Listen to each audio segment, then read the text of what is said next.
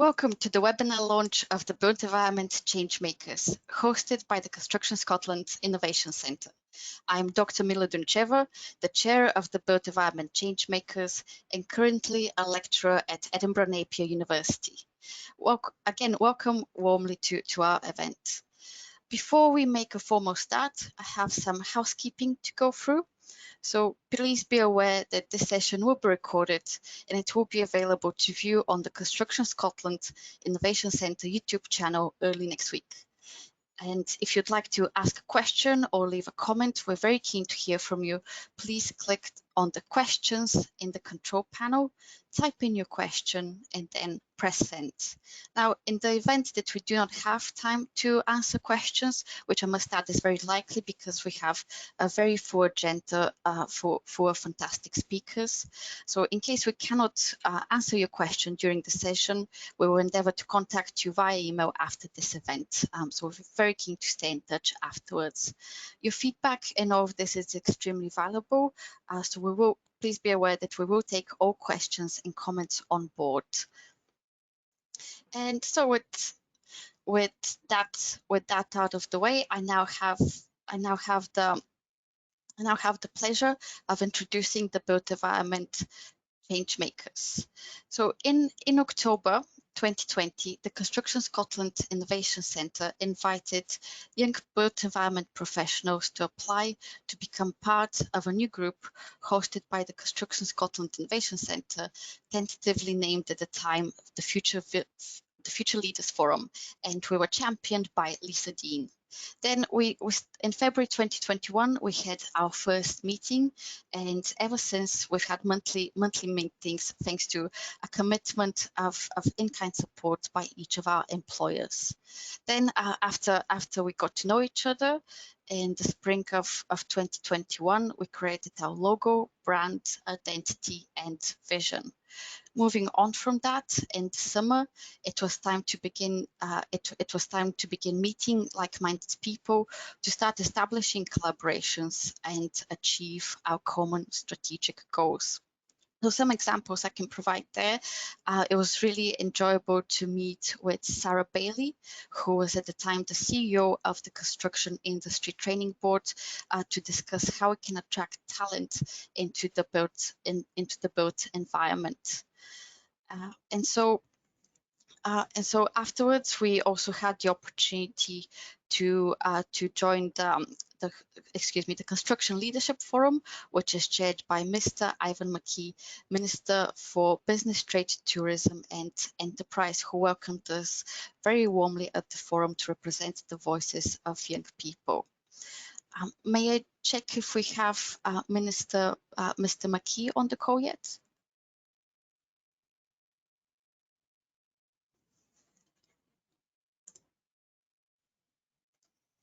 Okay, apologies. We may be experiencing some technical issues here, but we do hope to hear from Mr. McKee as soon as he is able to join. And so,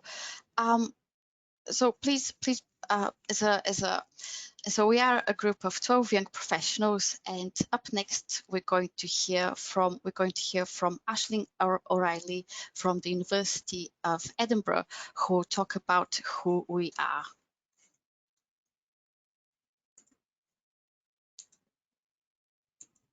Thank you, Mila. Hopefully everyone can hear me okay. Yes, we can. So, what a few months it has been. News cycles have stories that are both harrowing and hopeful. Under the theme of climate change, we have had flooding and wildfires. We have also had incidents that make us question fairness and social justice. We have also had material and labour shortages in the UK. And of course, we have had the ongoing global pandemic. But there has been some good news too. The pandemic itself has shown the resilience of people and industry. The creation of vaccines has shown the sheer power of human ingenuity. And COP26 brings the chance for a united stand against climate change, with many organisations making commitments to net zero carbon every day in the run-up to it. However, there are nowhere near enough solutions as there are problems. Now, what's the common thread here with all these news stories? Well, they have all happened since the creation of the built environment changemakers. It's been a turbulent time. So it is about time that we introduced ourselves. We are the built environment changemakers, a group of professionals from across the industry who advocate for systemic change. We will develop opportunities and build resilience in the workforce so that the sector can transform in a way that is sustainable, inclusive, and fair. We are architects, sustainability professionals, engineers, and project managers at various stages of our careers. And we are all here for different reasons, be that to embed sustainability, to enhance skills development, to promote diversity and inclusion, or embrace digitization. But one thread ties us together: change. We want to resolve the problems that we see, and we want to build resilience for the future. Change is required on a scale never seen before in human history. However, we are ready to step up to the challenge. And I will now pass back to our chair, Mila.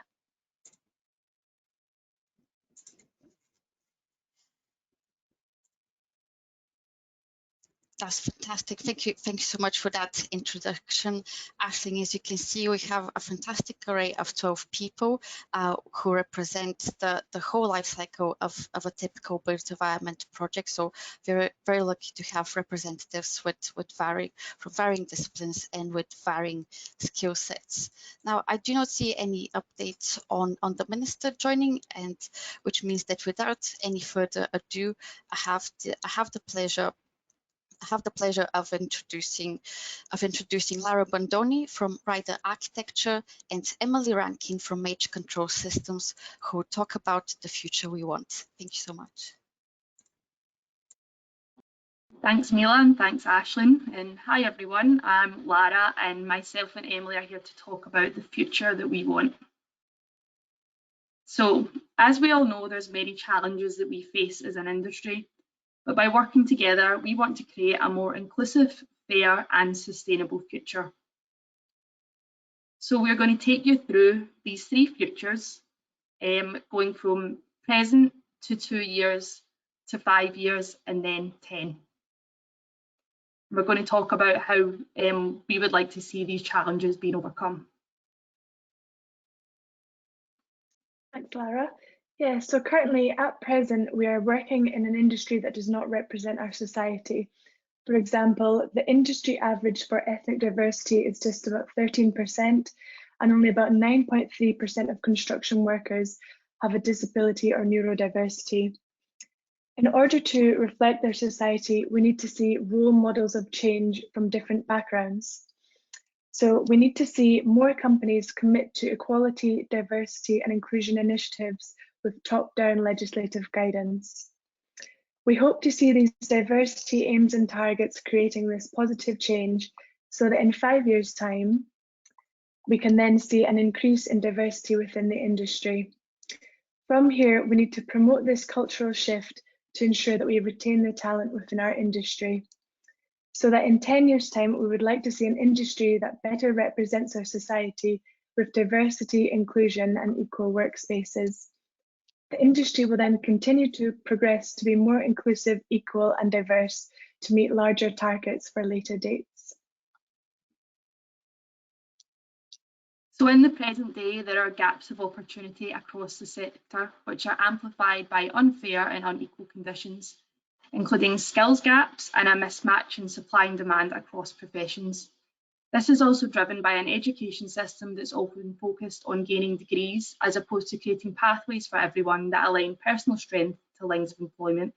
So for us, it's important to identify and address these gaps in order to create a fair and thriving industry for everyone. So in 2 years' time, we want to see new routes into the construction by challenging the ones that are already in place, paving the way for a fair and equal industry. This will allow the attractiveness of the sector to continue to grow for anyone and everyone. In 5 years' time, it's estimated the industry needs to recruit an additional 217,000 people to meet current demand. So by then, we want to see a range of exciting new routes already in place to meet this demand and see a cultural shift from it's not what you know, it's who you know. Then in 10 years' time, we want to see equality in the routes that people have taken on their journey but also flexibility across the industry for career switching and also upskilling, creating a fairer workforce that's ready to take on any future challenges with better alignment of skills, equal pay and equal opportunity regardless of your background. Okay, at present, we are now creating pledges and commitments like what's previously been happening in the past. We are now seeing this happening again. We need to move from words to deeds. To make these deeds count, in 2 years' time, we hope to measure our actions and their impact. This will be at a national level, but also local and regional. We can then start to ensure that our actions are causing the desired effect, so that by 2026, we would have reached our peak CO2 emissions. Sorry, next slide, thank you. We've reached our peak CO2 emissions whilst working proactively to counter-react the damage which has been done to the planet. From here, we can start to plot the cultural change needed to drive down these emissions, so that in 2031, our pledges and commitments would start to be reached, and this cultural shift has been embedded across the built environment. Then we can look towards large reductions continuing by 2050. So all of these futures need to happen together as they're interdependent. You can't have a sustainable future without a fair and inclusive one. So in 10 years' time, we hope to see this change towards a fair, sustainable and inclusive industry, which will then continue to progress. Thanks, Mila. I'll now pass back to you. Fantastic. Thank you so much, Lara and Emily. What an inspiring vision, as well as well-structured and obviously robust and evidence-based. I'm in awe of all this, and I'm sure the audience are as well. So up next on the agenda, we have the pleasure of welcoming Gina Colley from 360 Architecture, who will talk about our approach. Over to you, Gina. Thanks, Mila. Hi, everyone. I'm here to talk to you today about our approach. So I'm going to focus on the work we've been doing over the past few months, the progress that we've made so far, the future collaborations that we want to establish, and give a little bit of insight into how we've been working together as a group of 12 people in a virtual environment, having never actually met in real life together. So firstly, we have a 1-minute video, which is a time lapse of recorded footage of us in our workshops that we've been meeting on a monthly basis. So this is just a sped up view to give a little bit of an insight into the types of shared collaborative workshops that we've been doing. We started out by putting several, very many ideas on the table, trying to categorize these down into themes. We've been looking into the priorities within those themes and trying to come together and come to agreements on our own priorities within the changes that we want to make in our various ideas. As Mila said, we have done some work into our branding, how we want to communicate to the outside world with our logo.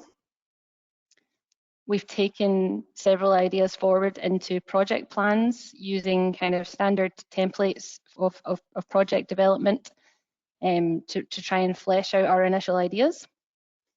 We've done work into defining what our focus areas mean to us.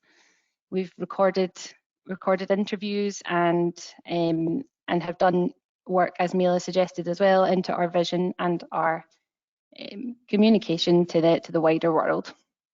So that's a little behind the scenes look at what we've been up to over the past few months.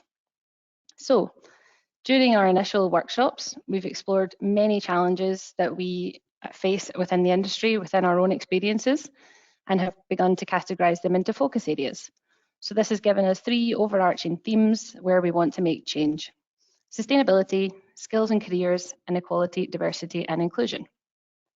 So we always want to keep in mind that people really are at the center of these changes. Together, when we work together, we can be the driver and the beneficiary of positive change within our sector.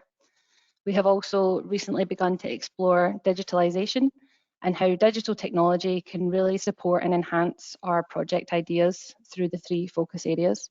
So I'll touch on digitalisation briefly and then dive into a bit more detail of the 3 main focus areas. So here on this slide, you can see some examples of project ideas and how we are considering exploring digital technology as a group to enhance our ideas and our project aims. And then moving on to the first of our main focus areas, sustainability. Obviously, an incredibly wide-ranging topic. Here in this focus area, we are focusing on the environmental side of sustainability. So under this heading, we have many issues that we have experienced within our own roles, and these include concerns about climate change targets and the journey to net zero within the sector, education on waste reduction and circular economy, establishing ethical, sustainable supply chains, the skills development required to deliver on sustainable outcomes, and then the wider tie-in to sustainability pillars of social and economic sustainability. So having gone through many challenges, we have tried to narrow these down to 3 initial priorities, which will become our focus projects over the coming months. We hope that these will lead on to proactive and impactful initiatives in the future. So the first one is focused on increasing the understanding of circular methodologies and the impact that waste has on our planet for all sizes of organisations throughout the built environment sector. Number 2 is about promoting and educating on climate change and sustainability throughout the industry so that everyone working in this industry really buys into the process. Number 3 is about promoting more transparency around building performance over time, which will definitely bring through the support of our digital exploration of digitalisation. So to move these 3 priority areas forward, we plan to engage and collaborate with industry to generate tangible outputs and projects. We can then go back to the start of this process and refer back to some of our other ideas from our initial sessions and address new issues that can come up in the future. So moving on to our second theme and focus area, equality, diversity and inclusion. When we've begun to look at EDI, many fundamental questions came up. We are all aware of the imbalance of the sector as a whole in representing society, as Emily mentioned, and also have experienced the prejudices that are still apparent in workplace cultures across the sector. And so the questions on screen are really some of the challenges that we hope to tackle going forward under this theme. So for EDI, we set out by reaching out to several industry groups and diversity representatives from our own networks to start gathering data and feedback from experts. So you can see the list of people that we've interviewed so far, and this process is still ongoing. So please reach out to us, especially if your focus is disability or racial and ethnic diversity within the built environment sector, as these are areas that we've identified as gaps in our progress so far. So when we conclude this part of our work, we'll use the data that we've gathered to focus in on our priority areas and the common themes that come up from our interviews. But we have begun to narrow these down so far to the following target areas that you can see on the right of the screen. In the centre, we have the on-site workforce, and then we have promoting role models for underrepresented groups in the built environment. And then we also have addressing the wider workplace environment in terms of accessibility and culture. So on the next slide, you'll see some example quotes that we have recorded from our interviews to date. And you can see as you read through these that it makes it quite clear of the multifaceted challenges for EDI within the sector. And we hope to be able to focus on these going forward. So things like the hire and fire culture on site, lack of role models and mentorship for underrepresented groups, a very leaky pipeline of the developing workforce coming into the sector, there's clearly quite a heavy overlap with the next focus area that I'm going to talk to you about as well, which is skills and careers.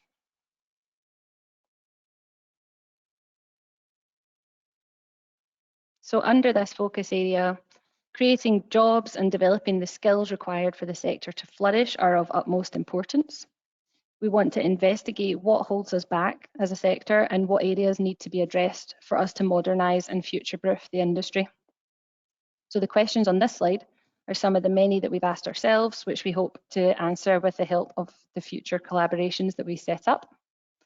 We aim to generate initiatives that will improve the attractiveness of a career in the built environment and enable the existing workforce to have a fulfilling and engaging experience in their roles. So after our initial exploration into the challenges, we found that they fall loosely into three categories, which you can see on the left. Future talent, how do we reach them?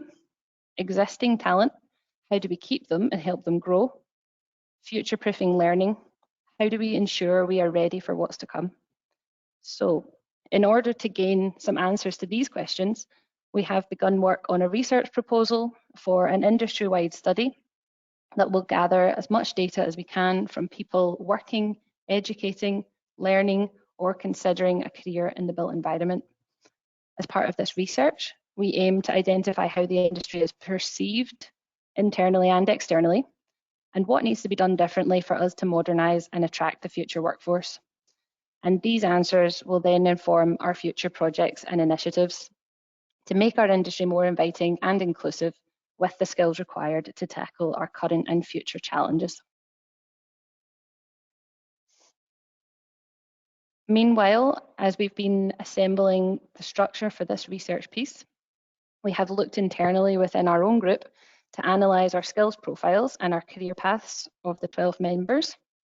So these profiles are now a tool for us to reflect on our skills as a group, help us delegate tasks to the right people, and it has been extremely useful for 12 people who've never met in person to understand our individual backgrounds and our respective weaknesses and strengths.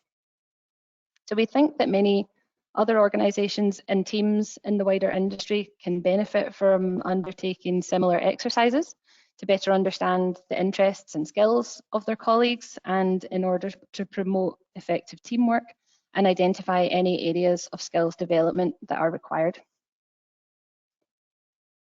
So coming to the last couple of slides in this section, as I look forward from the initial progress that we've had so far, we know that collaboration is going to be very key to take our ideas forward, and we know that the right people will allow us to implement projects that can have a real impact in bringing about the change that we want to see. So you can see on the screen here the types of people and groups we know we want to reach out to as we take our ideas forwards. And then final slide in this section, just to sum up our approach so far. We know we're just at the start of this journey, but through the different paths of inquiry that we have set up and established, we know that we are all working together towards the same future vision.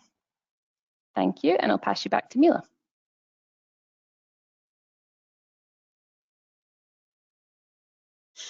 Fantastic, Gina. Thank you so much. And what an enjoyable future it will be. However, by looking at that image with the mountain, we fully acknowledge that it will be almost a challenge to reach that future, but we're looking forward to working on that together. So that's the end of the presentation part of our webinar. We do have some industry engagement, audience engagement coming up shortly as well. But before we do that, we have the ultimate pleasure of welcoming Mr. Ivan McKee. Excuse me while I navigate the slides. We have the pleasure of welcoming Mr. Ivan McKee. Excuse me again. Just have to do this manually.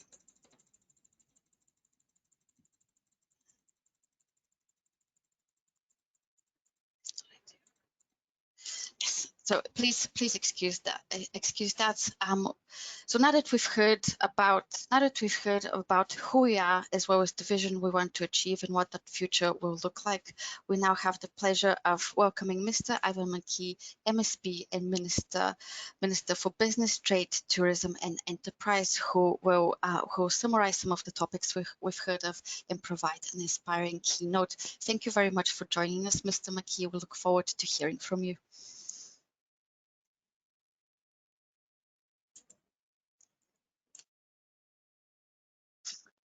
Mr. McKee, you're still on mute. If you could just unmute, that'd be great. I got it now. Thank you very much. We managed to get the technology working at least partially. I think you can hear me, but not see me, unfortunately. But it's a great pleasure to be here, and thank you very much, Mila, for your very kind welcome. And I'm very grateful for the opportunity to be here today to speak at the Build Environment Changemakers launch event.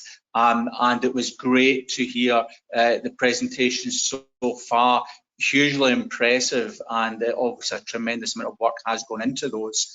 It was clearly just the start of that journey, but a very clear path as to how you're planning to take that work forward, which is very exciting. Clearly, the voices of young professionals that are critical in enabling the systemic change required to prepare the construction industry for the challenges it's facing, not just today, but also the challenges of the future.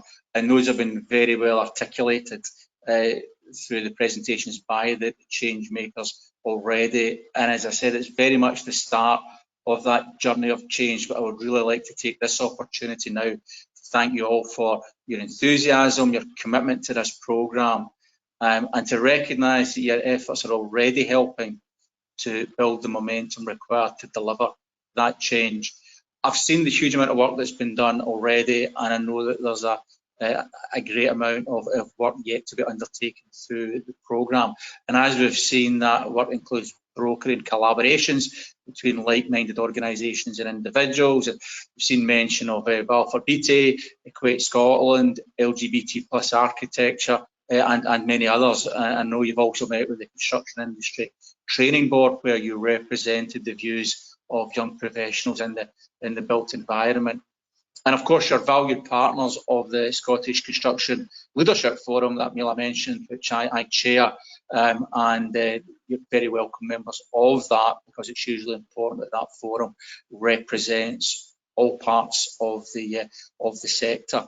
I was delighted to hear of one particular success you had, where you helped one young person understand better the career pathways in the built environment with the charity Career Ready. And while that might just be one small step for the industry, it's a huge step, to coin a phrase nonetheless, for the individual concerned, and really talks to the power and impact of the work that you are doing. I don't need to tell you that the construction sector is hugely significant in economic terms within Scotland, and industry obviously routinely delivers complex and challenging projects. And while this is a skilled and professional industry, there of course remain significant challenges that we need to work together to address, and we've heard so much about that already in the presentation so far, around issues of diversity in the workplace, inclusion in workplace culture, skills gaps across the sector, levels of digital literacy, and of course that very important focus on sustainability in the days before COP26 in Glasgow. People, of course, are the sector's biggest assets, and your aim to establish systemic change which is inclusive, fair and sustainable by adopting a people-first, user-centred approach is key to tackling those very important challenges. And the approach that you're taking will develop opportunities and build resilience in the workforce, so that the sector can transform in a way that is sustainable, inclusive and fair. In your future work with businesses across the built environment on climate literacy, on attracting new talent to the built environment, on expanding the use of digital technologies and making the workplace more inclusive, will of course benefit from this approach. Of course, none of this can be achieved in isolation. We need collaboration between today's leaders and tomorrow's leaders, bringing everyone to the table to work together to address those challenges. And that collaboration is central to the work the Construction Leadership Forum has underway and is key to unlocking the future of the industry. It will ensure a resilient industry that will build infrastructure to develop strong and sustainable economic growth across Scotland. And today's leaders, including our new change makers, need the strength and vision to enact the transformation that is needed. So I'd like to thank each of our change makers. Your participation in this initiative will make a real difference to the construction industry in Scotland develops over the coming years, and I'm sure you'll have a major impact on that. And I wish the programme every success, and I look forward to seeing the next steps of the built environment change makers. Thank you very much, and hand back to yourself, Mila. It's really inspiring, fantastic, Mr. McKee. Really appreciate those warm words. And indeed, collaboration is of essence to us. And in that vein, the next part of the webinar will be all about collaboration. So in the spirit of trust, we now depend on you, the audience, to make the next session a success. So now we're going to hear from Greg McKay from City of Glasgow College and Rory Dog, who will be working on the Mentimeter in the background. So over to you, Greg, for a fantastic engagement piece. Thank you very much, Mila. So good afternoon, everyone. As Mila has just pointed out, we're now moving on to discuss our industry pains, or as me and Rory and the rest of us like to call them, our industry stinky fish. So my fellow changemaker Rory has loaded up on screen a Mentimeter. Now what I'm looking for you to do is to load this up on your own smartphone or PC. So you can do this by going to menti.com and typing in the code, which is displayed on screen. Or there is also a link in the chat which you can use to gain access. Now we're going to play you a little short video on screen, which is just going to take you through the steps you will need to take to be involved in this interactive piece. I just sort of a kind of demo so you're understanding there the steps that you need to take. Okay, great. So now you will have either went to menti.com and typed in the code, or clicked on the link in the chat. Now you have this loaded, can I please ask you to press open the Q&A, and you'll see at the bottom it's asking you for a question. Now instead of asking a question, this is where we would like you to input your industry stinky fish. Aha, some of you might still be wondering what a stinky fish is. Don't worry, the first time I done this, so was I. So let me explain that to you. So your stinky fish is that thing that you carry around, but you don't like to talk about it. The longer you hide it, and the stinkier it gets. You'll soon find out mine and Rory's stinky fish. So instead of asking a question, I'll be looking for you to please insert your industry stinky fish, and once you've done so, you'll be able to scroll through the others and give others you agree with or like a thumbs up. We're going to give you a few minutes to be able to complete this task. I'll explain again in a few minutes how to get access, so if you've sort of missed a couple of steps, don't worry, I will go through this again. And on screen, Rory's going to show you himself entering his stinky fish right now. So Rory worries that digitalisation will isolate older sections of our industry. So with us having this huge push on digitalisation, there's obviously been generations before us, and are they going to be able to keep up? So that's definitely a stinky fish that I would be giving a thumbs up, because although we're going to be moving forward, we can't just forget about, you know, people that never grew up with all this technology. I'll tell you my stinky fish. So after having changed career recently and joined the built environment, I was involved in the financial industry and I changed over to the built environment. I've also been working on site, gaining some hands-on experience, and I must say my industry stinky fish would have to be that I worry that we don't do enough about building site material waste. The amount of material waste that I see getting, you know, just putting the skip on site is unbelievable, and I think there's probably more that we could do as an industry to sort of solve that, you know, and to help that. So far I'm seeing that we've got 9 stinky fish in out of a possible 60. So what I'm going to do is I'm just going to take you through and explain how to get access again, so that we can get as many results in as possible, because we're going to be taking these answers forward and reviewing them and seeing if there's anything that we're missing out on. So to gain access to the Mentimeter, you can go to www.menti.com and use the code 7573 5073, which is displayed just at the top of the screen there, or you can use the link which should be displayed in the chat box. Okay. Now, once you've done this and you've gained access to the Mentimeter and typed in the code, or click the link in the chat. Once you have that loaded, it's going to ask you to open the Q&A. Once you've done this, you'll see at the bottom it's asking you for a question. Now, instead of the question, that's where we'd like you to input your industry stinky fish. Okay, and just as a wee reminder, your industry stinky fish is that thing that you carry around, but you don't like to talk about it. But the longer you hide it, the stinkier it gets. And as I said before, mine would definitely have to be that I worry that we don't do enough about building site material waste. I can see that the answers are going up, so that's absolutely fantastic. I can see that we've got 18 stinky fish in now. So there's one that's saying, I worry that the industry is defensive and conservative when it comes to new ways of working, changing practice or learning different skills. And that's definitely something I would have to agree with.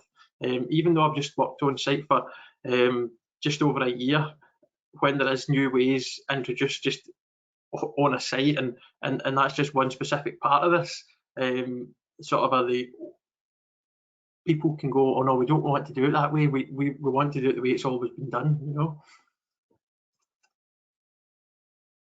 So I worry, so people, sorry, just moving from industry stinky fish there. Sorry, that's just the same one. We've got 25, so that's great, and I can see that that's had 4 thumbs up, so that's fantastic. That's one that I would give a thumbs up as well, because that's definitely something that I agree with too. Now, we have only got 25 in, and there is 59 attendees. So what I'm going to do is I'm just going to explain how you can get access again to the Mentimeter. We would be looking to get as many answers as possible. So I know that these things, when I was trying to get access the first time, when it's something new, it can take you a couple of times to try and get access and to figure out how this works. So the way that you get access is by going to menti.com and typing in the code displayed on screen. So once you're on www.menti.com and using the code 75735073, once you type that in, you'll gain access to the Mentimeter, or you can use the link that is within the chat to gain access. Now, once you've loaded this up, it will ask you to open the Q&A. Please, if you open that up, you will see at the bottom it's asking you for a question. Now, instead of asking you a question, that's where we would like you to input your stinky fish. And this is fantastic, guys, because I can see that we've got 34 answers, so they are going up. That's great. I know, and it can sometimes take you just a few minutes to try and think, you know, what is my bugbear about this industry? You know, what's the thing that annoys me most that I don't really speak about? So your answers are really appreciated. And just as a wee reminder again, your industry stinky fish is that thing that you carry around. You don't like to talk about it, but the longer you hide it, the stinkier it gets. What I might do actually is I might bring on Rory just to basically ask him to talk through about his stinky fish and how and where he got that from. Hi, Rory. Yeah, hello. Yeah, my stinky fish was the one. Maybe it's the top. It's had a good number of votes before. The digitalization. For myself, my biggest worry is we keep creating digital tools and new digitalization in the industry, but we end up isolating sections of the industry, especially some of the older, or people less literate in digital tools. I think that's something that we need to be wary of as we move forward. You know, digitalization is great, but it needs to be accessible at the same time. 100%, yep. I totally agree with that. And as you can see, you've got 7 thumbs up. So you have. What we're going to be doing with these answers as well, folks, is we're going to review them, and we're going to post the top 3 industry stinky fish on our LinkedIn. So make sure that you're following our LinkedIn, which is Be Changemakers, as the top 3 stinky fish will be posted on there. So they will, with time to come. So I can see another one here. I worry that promises are not turned into actions. Well, that's definitely something that I would agree with as well. So I would be giving that one a thumbs up. You know, actions speak louder than words. So it's fine for everyone to be, for all of us to be, you know, saying we're going to do this and we're going to do that. But you know, we need to actually act on that. So These promises that we've been making today, we sure do need to take them forward. And as an industry as well, you know, actions do definitely speak louder, much louder than words. And thanks very much, guys. I can see we've got 46 answers here, so 46 out of 60, this is good. 49, fantastic. I'm enjoying this. This is going very, very well. And just in case there was a few sort of people that are still looking to get access, it's just by going to, at the top there, you can see on your screen, www.menti.com, using the code 7573. Once you've done that and typed in that code, there'll be a link, the screen will say open the Q&A. If you can open the Q&A, and at the bottom it's going to be asking you for a question. Now, instead of asking us a question, what we would be looking for you to do is that's where we would be looking for you to type in your industry stinky fish, which, as I've said before, it's just that thing that you're carrying around with you. You don't like to talk about it. The longer you don't talk about it, the stinkier it gets, you know. I personally hate talking about the building site material waste that I've seen. It frustrates me. I just think, you know, that's all going to landfill. What's that going to be doing for the planet? And it just gets like, it gets to you, you know. 50 responses, absolutely fantastic. So that's 50 out of 60. So we've still got a few minutes that we can keep going with this. This Mentimeter is actually going to stay open until the end of the call anyway. So don't think you're going to run out of time. This Mentimeter will remain open until the end of the webinar, which is great, because if anyone is still thinking about, you know, what, I've got a few bugbears, but what's my top one? And us as a group, we have actually used this Mentimeter and the Stinky Fish between ourselves. When we first joined the group, it was actually Rory that introduced the Stinky Fish to us. And we were all asked to put in our industry stinky fish in the beginning, just to get our ideas out there in the open. It's been a fantastic tool. I've actually really enjoyed using it, so I have. And if any of you today have enjoyed this, using the Mentimeter, but you're not sure how to, and also the Stinky Fish, if you would like to use that in the future, get in contact with us. We can support you and explain how you set these types of things up. That's something that we're more than happy to do. So we've got 54 out of 60, which is absolutely fantastic. We're getting there. So we are. I'll just read through a few more. Let's see what ones have got a lot of likes. So I worry that we don't collaborate enough when we need to change the system collectively. I agree with that. Yep, definitely. Do we get the right balance between the bottom line and the public good? Well, that's an interesting one. You know, do we? It makes you think. Do we actually get the right balance between the bottom line and the public good? You know, some of these are quite thought-provoking, these that have been input. I worry about the lack of support in the face of negative micro behaviour. Yep, that's quite thought-provoking. It's quite interesting, actually. That sustainable build. Oh. So I think these are just scrolling through. So you can probably see there on your phone all of the ones that you like. What you are able to do is you are able to scroll through once you've put in your own stinky fish, and you can like the ones that you agree with or that you like. We're going to be reviewing these and looking at the most liked ones. We're going to be looking at them all, but in particular, the top 3 liked will be posted on our LinkedIn.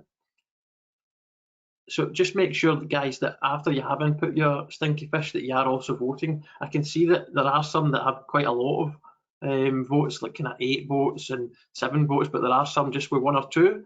It may be that, you know, out of the 50 of us that only, or the 60 of us, that only a few of us agree with that, which is fine. That's no problem at all. But just make sure, guys, that if you have input your stinky fish, that you are having a wee scroll through and that you are liking the ones that you agree with.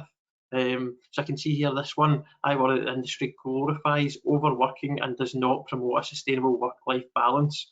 Well, that's something that I definitely agree with. Me, as someone who's studying construction management at the moment, that is something that I have the worry in the back of my mind. You know, once I become a construction manager, am I going to be working, you know, all the hours of the day? Am I going to have a kind of good work-life balance? That's just quite thought-provoking, that one. So I worry that management styles adversely affect mental health of people within the industry, and not enough attention is paid to combating bullying behaviour. well, that's one that I would agree with as well. I think, you know, people tend to get away with bullying behaviour. You know, it's sort of sometimes jobs for the boys sometimes, you know. I'm just having a little look here on. Thank you very much for your input, guys. We've actually had 58 responses and there's only 59 attendees, and I'm actually one of the attendees. 59 out of 59, perfect. So we've got, everyone's wrote their Stinky Fish in. We have a couple of more minutes on this, so if you don't mind, just, you know, voting for your favourites. I can see that one's got 10 votes, absolutely fantastic. That's great.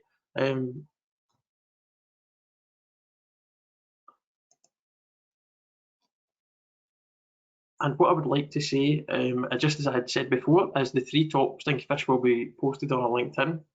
We're going to be taking these submissions and reviewing them and taking them forward. And just to reiterate, if anyone did enjoy this task, then they are able to get in contact with us and we can support you with setting this up if you would like to do it within your own company. If you are still entering your Stinky Fish, or giving others a thumbs up, you will be able to do this until the end of the webinar. Okay, I'm going to pass you back to Mila, and thank you all very much for listening, and thank you all very much for your input. Please take care. Thank you. Thank you tremendously, Greg. What a fantastic data collection exercise for everyone, and particular thanks to the audience for the engagement. We will be taking these comments very seriously, and they'll form a part of our roadmap for projects, so that we target the issues which we know are the most burning or need the highest attention among the entire industry. So yeah, really impressive, and many thousands of thanks. So up next, we've got the pleasure of welcoming Emily Carr from Kier, who will talk to us about our plan for the future and also our call to action. Over to you, Emily. Thank you very much, Mila. I apologise that I also have had technical difficulties with my webcam, so I do hope that you can hear me. We can hear you. Perfect. I'll give that as a good thumbs up. So our plan for the future. Without a doubt, decarbonisation of our environment is the greatest challenge ever known to humanity. But with this challenge is also the greatest opportunity to change our environment, not yet achieved by humanity. Through continued networking and collaboration, change makers will develop proactive initiatives focusing on sustainability, equality, diversity and inclusion, skills and digitalisation, to build resilience and opportunities across the industry and inspire others to push for change. Over the next few months, we will team up with different stakeholders and influencers, from government accord, apprenticeships to schools and parents, to develop an interactive online platform where everyone can learn what it is like to work in construction. Common misconceptions can be finally put to bed, and we can showcase the new face of the industry and what we're doing about climate change. Our midterm goals will develop purposeful interventions with measurable impacts, generating fair opportunities to train, get a job and progress, and improve diversity figures through role models and career awareness events. While our long-term plans look to grow resilience across the current workforce by collaborating with different sectors such as technology and energy to generate sustainable partnerships and transform the face of our industry from someone's last option to someone's first choice. But bringing about this well-identified systemic change will be hard and not possible without multiple inputs, turning each cog slightly differently so the entire system change. So we need your help. Next slide, Bela. Thank you. Join us on this journey, which will require radical changes in people's attitudes and the way we work across the industry. Collaborate with us to contribute to a more resilient workforce that not only builds for modern living, but is also representative of wider society. Advocate beside us for this well overdue systemic shift that we will create an inclusive, fair and sustainable future. Next slide. In the words of Barack Obama, change will not come if we wait for some other person or some other time. We are the ones we have been waiting for. We are the change that we seek. So here, if you're interested, here's how you can get in touch. Email us, email the group at changemakers@csic.org. Follow us and connect with us on our LinkedIn page via the link you can see on the middle of your screen. And if you've liked what you've heard today and seen and would like to learn more about what we're doing and even better collaborate with us, share our animation at the bottom of the screen via the link and to spread the word, and we hope to hear from you soon. I'll hand you back over to Mila.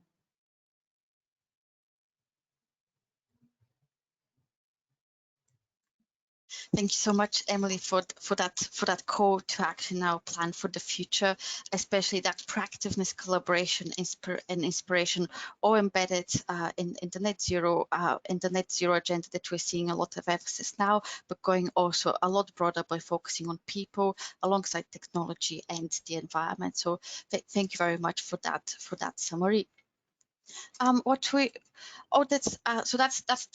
We're now nearly towards the end of our webinar. All really that's left to do is to thank everybody who we've collaborated with so far.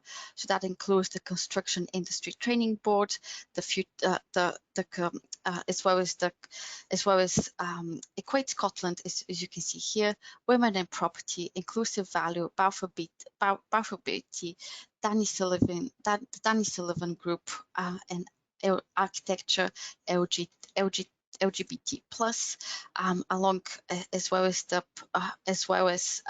the Construction Leadership Forum, of which we're very privileged to be a part of. Now, before we all disappear and get back to the construction industry, still bearing in mind the change that we want to make and how we can achieve that, I would like to take a minute to thank each and every one of the built environment change makers. Please bear in mind that even if you didn't see somebody's face or you didn't hear from everyone, we have been all actively involved in producing this content, as well as in following up with you one-to-one. So with tremendous thanks go to Lara Bandoni from Ryder Architecture, Emily Carr from Kier, Gina Colley from 360 Architecture, Rory Dog from Stora Enso Building Solutions.